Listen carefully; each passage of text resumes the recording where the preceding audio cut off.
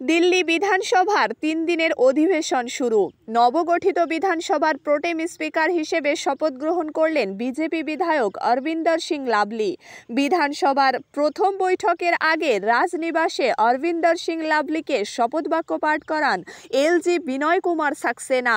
হাউসের সবচেয়ে প্রবীণ বিধায়কের মধ্যে একজন হলেন অরবিন্দর সিং লাভলি। এখন নবগঠিত বিধায়কদের শপথ বাক্য পাঠ করাবেন তিনি।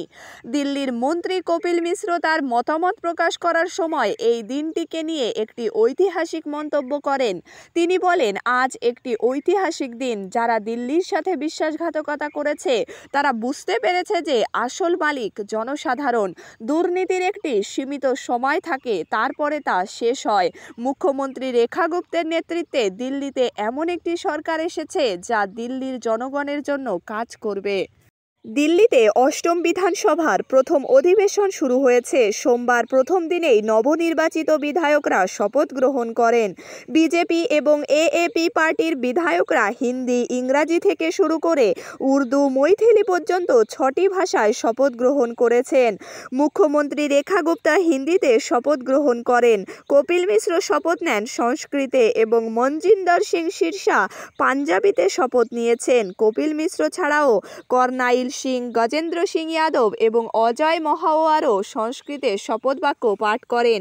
এএপি পার্টির বিধায়ক অজয় দত্ত চাঁদনি চক থেকে জয়ী পুরানদীপ সাহনি ইংরাজিতে শপথ নেন। এছাড়াও মাতিয়া মহলের বিধায়ক আলে ইমরান উর্দু ভাষাতে শপথ গ্রহণ করেন।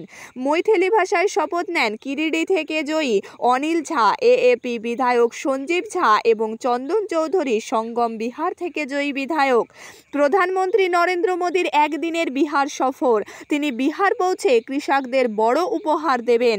তিনি প্রধানমন্ত্রী কিষাণ সম্মান নিধি যোজনার আওতায় 9.8 কোটি কৃষককে 22,000 কোটি টাকা বিতরণ করবেন বলে সূত্রের খবর। এই প্রকল্প থেকে 1,600 কোটি টাকার লভ্যাংশের মাধ্যমে বিহারের কৃষকরা ব্যাপকভাবে উপকৃত হবেন। এই কর্মসূচিতে মুখ্যমন্ত্রী নীতীশ কুমারও অংশগ্রহণ করবেন বলে সূত্রের খবর।